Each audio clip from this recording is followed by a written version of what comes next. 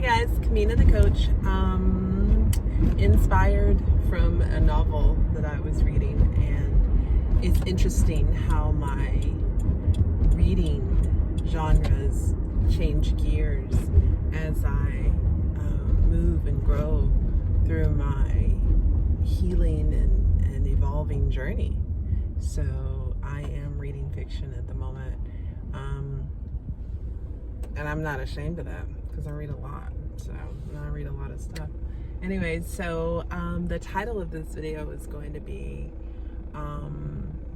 Put Your Mask On Before Helping Others. And so without the long introduction, I'm Kamina the coach, and let's dive right in.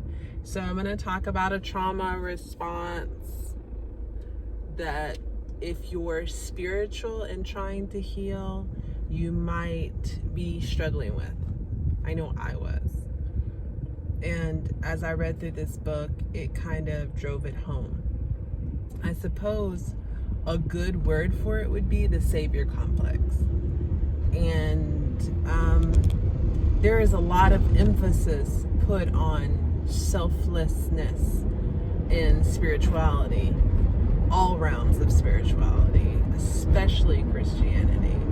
There is a lot of emphasis put on selflessness, and I am not going to say that that's wrong. However, what I will say is taking care of others to the detriment of your own needs and doing that more often than not is definitely a trauma response. So, just a couple of places where we've kind of heard this wisdom. Well, the plane for one, when they're giving us our rundown, our briefing, our pre-flight briefing, they tell us that when the mask drops down, put your own mask on first before helping others. Well, that makes sense, doesn't it? Because you need to be breathing oxygen, you need to be coherent in order to help somebody else. So you would need an oxygen mask for yourself before helping somebody else, and it makes sense. The Bible as well, not that I'm a Christian, but there's a lot of great wisdom in the Bible. The Bible also says something to the effect, take your version, why not attend to the plank in your own eye before you attend to the splinter in another's? So talking about attending to your own BS before you start trying to fix other people's lives. And I think that that's big in the world of mental health and spirituality. I think it's wrong to try to teach someone when you're not following the practices that you're trying to teach. I think it's wrong. I think it's hypocrisy.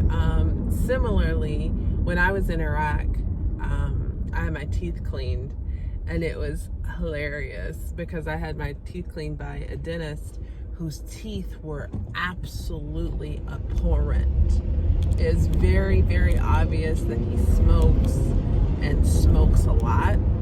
So I don't know how I would react to him trying to give me dental advice.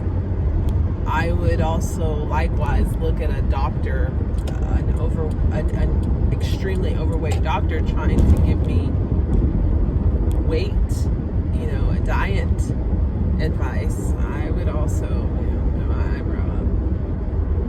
But nonetheless, you can't help other people if you don't have the oxygen you need. Attend to your mask first. So why is this a trauma response? Worthiness. You don't feel deserving. You don't feel like it's your right. And constantly trying to prove your worth. So you, in your heart, doubt your worth and your right to be here. And you constantly deal with other people with disregard for yourself because you feel like doing that again and again is going to somehow pay the price for whatever cosmic debt you think that you have to the universe. I'm just here to tell you that you do not serve others by playing small. You don't. You do not serve others by playing small. You do not serve others by taking care of yourself, by taking care of yourself last. You do not serve others that way. In fact, your greatest service that you could possibly do to others is take care of yourself with pride so that you're showing them that that is okay. And that's the greatest service you could do for anyone else. Taking care of yourself without being ashamed. Putting your needs first without being ashamed so that other people see that and know that it's okay to do that. And by attending to your own light and attending to your own health and wellness and well-being, you give other people permission to do the same. That's essentially what this channel has been. Me taking care of myself and me showing you that I'm taking care of myself, and hopefully that gives you permission also to take care of yourself. Similar to my last video, my advice for how to begin this process is, number one, start doing something nice for yourself, solely for yourself, daily. As I always say, this is usually met with a great deal of resistance with my clients. It is absolutely mandatory that you do something for your inner self absolutely every day to convince yourself that you love yourself. So it's a good place to begin. I didn't have much to say today, just essentially that put your mask on first before attending to others. You can't help others if you're not helping yourself. It's not selfish. You deserve it. You are worth it, and it is your form of service to others to attend to yourself first. And once you have that more space, once you are not so contracted from the act of taking care of yourself, you will have more expansiveness in you.